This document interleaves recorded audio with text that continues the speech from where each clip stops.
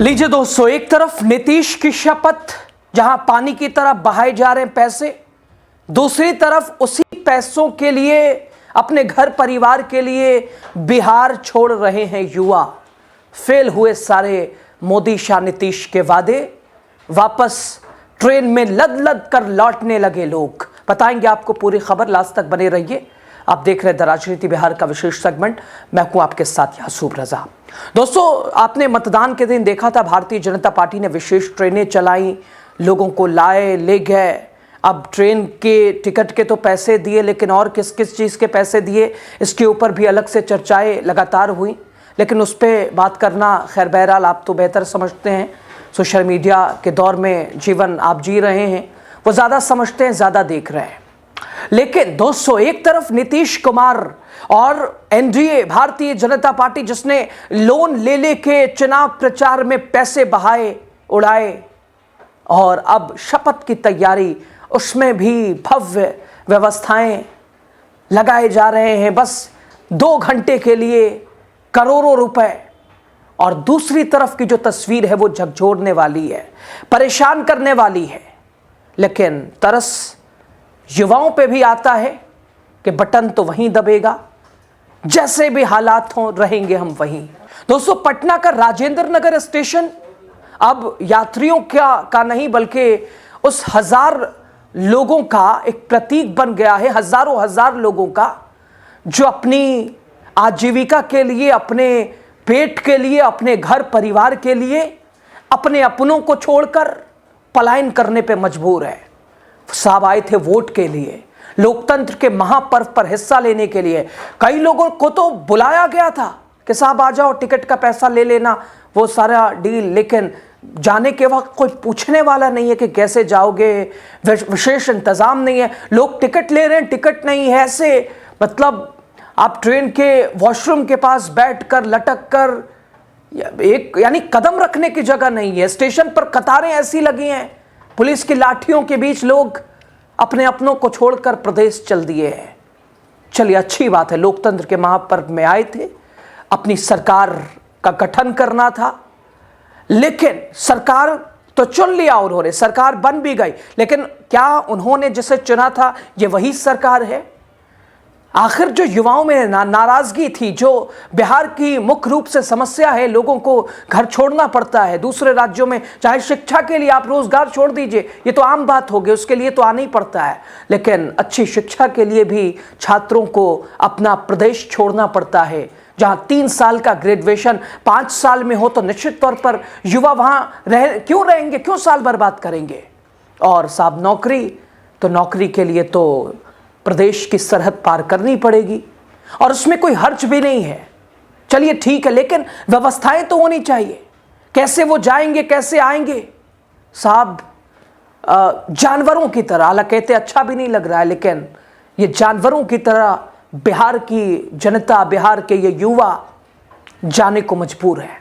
सवाल दोस्तों, आखिर बिहार का पलायन रुकेगा कैसे? 20 साल की सरकार एक बार फिर आ गई है, वादे तो इतने कर दिए कि साहब पूरे होंगे या नहीं, लोग ये पूछ रहे हैं। 20 साल का वक्त छोटा थोड़ी ना होता है। 20 साल में हालात क्या हैं, क्या होना चाहिए? पिछले 2 दशकों में बिहार की सत्ता में रही सरकार लगातार लोगों को पलायन के लिए मजबूर करती रही। नीतीश कुमार की सरकार ने शिक्षा, स्वास्थ्य, रोजगार में बस वादे ही किए।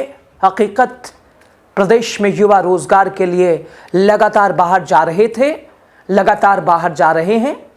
आंकड़ों की माने तो हर साल लाखों लोग बिहार छोड़ते हैं, खासतौर पर मजदूर, युवा, शिक्षित वर्ग, जबकि राज्य में निवेश और उद्योग नहीं बढ़ रहा है।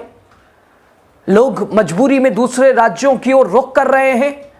नीतीश सरकार के बिहार को मॉडल राज्य बनाने के दावे केवल कागजों पर सीमित रह गए हैं, और क्या विशेष राज्य का दर्जा तो बहुत दूर की बात, वो तो दिल्ली दूर है, अभी उसके लिए बहुत संघर्ष करना पड़ेगा। हालांकि नीतीश जी की भी खासियत है, मोदी जी के साथ रहते हैं तो भूल जाते हैं विशेष राज्य का दर्जा। उधर महागठबंधन में जाते ही चीख चीख कर चिल्लाने लगते हैं कि बिहार के साथ दोहरा व्यवहार क्यों, बिहार के साथ अपमान क्यों, विशेष राज्य का दर्जा क्यों नहीं पैकेज दिए गए। और बिहार को पिछड़ने की वजह वही है, केंद्र से सहयोग नहीं मिल रहा है। कुछ लोग ये भी कहते हैं कि अगर केंद्र और राज्य में एक ही सरकार हो तो वो डबल इंजन वाला वो विकास दर बढ़ जाता है तस्वीर। लेकिन बिहार के लिए दुर्भाग्य यह है कि 20 साल से डबल इंजन वाली सरकार है, लेकिन इंजन तो चल रहा है लेकिन डिब्बों का पता नहीं है। दोस्तों शायद इसलिए आरजेडी ने ट्वीट किया, वीडियो शेयर किया, लिखा चुनाव के बाद पटना के राजेंद्र नगर स्टेशन पर राज्य के बाहर जाकर काम करने वालों को मजबूर श्रमिकों की लगने लगी है लंबी लंबी कतारें। आरजेडी का यह ट्वीट है सोशल मीडिया प्लेटफॉर्म एक्स पर। आरजेडी ने लिखा यह पलायन कब रुकेगा? 20 साल छोटा समय नहीं होता है। जाहिर है एनडीए द्वारा हर बार बिहार चुनाव में पलायन पर लगाम लगाने के लिए कई वादे किए गए, पर किसी को विश्वास नहीं। इस बार एनडीए ने हर जिले में बड़ी बड़ी फैक्ट्रियां लगाने का वादा किया है। यह वादा अगले 20 साल में क्या पूरा हो जाएगा या कभी होगा भी या नहीं होगा?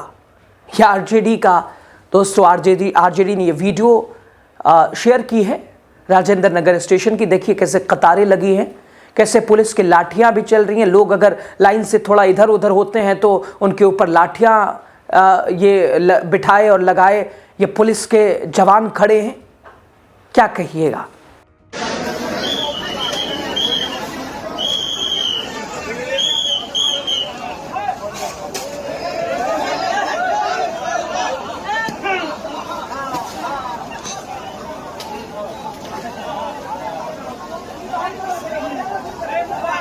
सब लेने के लिए 10,000 के अधिक ऐलान करता है, नहीं देता है। समझ गए? किसको दिया है पैसा 10,000 रुपया? महिला के सबको दिया सरकार से। किसको दिया है? से ट्रेन में से सीट खोल कर हटा दिया कि जो नहीं जाएगा आदमी। तो रोजगार दो यहाँ बिहार में, कोई नहीं जाएगा। बिहार में रोजगार दो। कहाँ जाएंगे हम? वहाँ दिल्ली में या पंजाब में भटकने हम क्यों जाएंगे? हमको रोजगार देगा तो मैं यहाँ क्यों नहीं काम करूंगा? क्या नाम हुआ भाई? इंद्रजीत पासवान है। सरकार तो बोला कि यार फैक्ट्री लगा रहा है। फैक्ट्री लगा देता तो फैक्ट्री लगा ना रहा। अभी 20 साल हो गया, 20 साल से सर फैक्ट्री लग रहा है। अभी ये फैक्ट्री न लगा है, नहीं देख रहे हैं। अभी शपथ ग्रहण 20 साल से अभी शपथ ग्रहण नहीं हुआ है। दोस्तों देखिए आपने वीडियो, पटना की सड़कों और गांवों में बेरोजगारी का मंजर साफ नजर आता है और युवाओं के पास रोजगार नहीं है। शायद इसीलिए जो युवा है वो बिहार छोड़ने को मजबूर है। एक तरफ पानी की तरह शपथ में पैसे बहाए जा रहे हैं, वो आएंगे। दोस्तों जितने पैसे चुनाव प्रचार में लगा दिए गए, हेलीकॉप्टरों के उड़ान में लगा दिए गए, रैलियों में फूंक दिए गए, अगर वही पैसे बिहार की उन्नति और प्रगति के लिए लगा दिए जाते तो शायद कुछ हद तक तस्वीर बदल जाती। शिक्षित युवा भी सरकारी नौकरी की लंबी लंबी कतारों और निजी क्षेत्रों की कमी के चलते पलायन को मजबूर है। सरकारी भर्तियां आती हैं, युवा एग्जाम देते हैं, मेंस पीटी दे देते हैं, लेकिन अगर एग्जाम आज दे रहे हैं तो 2 साल के बाद नोटिफिकेशन आता है, 1.5 साल के बाद नोटिफिकेशन आता है, 1 साल गुजर जाता है, 6 महीने गुजर जाते हैं। और आप बताइए एक युवा वो इंतज़ार इतने दिन करता है तो उम्मीद होगी कि चलो 1.5 साल भी इंतज़ार किया, लेकिन 1.5 साल के बाद नौकरी तो पक्की हो जाएगी। लेकिन नतीजा ऐसा रहता है कि युवा नाखुश हो जाता है, यानी उसका नाम दिखाई नहीं देता उस लिस्ट में।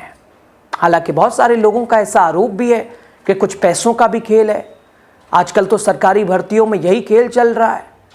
अगर आप एक तरह से योग्य हैं और आपकी योग्यता यानी वो दिखाई नहीं दे रही है, यानी फिर पैसों के मामले में आप पीछे पड़ गए। एक ये भी खेल बिहार में बड़ी समस्या है। खैर दोस्तों, राजेंद्र नगर स्टेशन की भीड़ सिर्फ एक तस्वीर नहीं है, ये बिहार की सामाजिक और आर्थिक विफलता की एक झलक है। हर दिन हजारों लोग अपने घरों को छोड़कर रोजगार की तलाश में दूसरे देशों में, दूसरे प्रदेशों में, दूसरे शहरों में निकल जाते हैं। मजबूरी इसी का नाम है। आए थे वोट के लिए, सरकार ने कोई ऐसी विशेष ट्रेनें भी नहीं चलाई कि साहब ये लोग वापस आराम से जा सके। जानवरों की तरह भर भर के आप ये नज़ारा देख के अंदाज़ा लगा सकते हैं। खैर, जो हुआ सो हुआ। 20 साल का हिसाब छोड़िए, अब इस 5 साल में तो कुछ होना चाहिए युवाओं के लिए। शिक्षा, स्वास्थ्य, रोजगार, सिंचाई, कमाई, दवाई, पढ़ाई, सबके लिए होगा नहीं होगा। दोस्तों, सरकार बदलने का एक सबसे बड़ा फायदा जानते हैं क्या है? प्रदेश की स्थिति ठीक हो जाती है। डर रहता है कि काम नहीं करेंगे तो साहब जनता स्वीकार नहीं करेगी, और या तो यह भी डर रहता है कि काम तो करना ही है वरना समय आने पे लोग जवाब दे देंगे। लेकिन जब आप ही सत्ता पे बैठे रहिएगा तो कहते हैं ना, ढीठ हो जाता है आदमी, किसी को कोई फर्क ही नहीं पड़ता है, कोई कुछ बोले कोई मतलब नहीं है। अब तो विजय सिन्हा साहब बुलडोजर भी तैयारी कर चुके हैं, कह ही चुका है उन्होंने मतदान के दिन के छाती पे बुलडोजर चलाएंगे, ना जाने कहाँ का सपना सजाए बैठे हैं। अब वो उसके लिए भी बिहार वालों को तैयार रहना पड़ेगा, क्योंकि बाबा का बुलडोजर बिहार में गरजेगा इस 5 साल। खैर, आने वाला ये 5 साल बिहार के लिए उन्नति, प्रगति, बिहार को आगे ले जाने वाला है या पीछे ले जाने वाला है? जनादेश का विरोध नहीं, ठीक है, लोगों का जनादेश है, स्वीकार होना चाहिए, लेकिन इसके पीछे भी बहुत सारे लोगों की अपने अपने तर्क हैं। खैर, क्या सरकार इन लोगों को लौटने का भरोसा दे पाएगी? क्या सरकार इन लोगों को वापस बुला पाएगी? क्योंकि वादे तो ऐसे किए, यहाँ फैक्ट्री यहाँ लगा देंगे, चीनी मिल यहाँ हो जाएगी, शुगर मिल वहाँ खोल देंगे। क्या वो सारे वादे महज नारों में हैं, रैलियों में हैं, सभाओं में हैं, या धरातल पर दिखाई देंगे कागजों से निकलकर?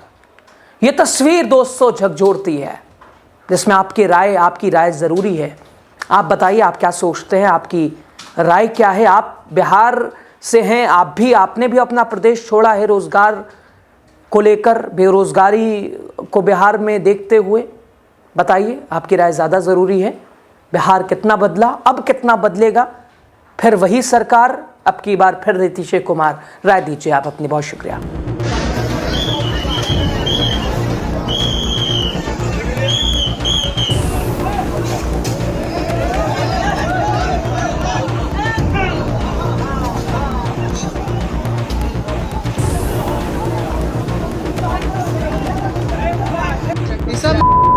लेने के लिए 10 रुपया के अधिक ऐलान करता है, नहीं देता है। समझ गए?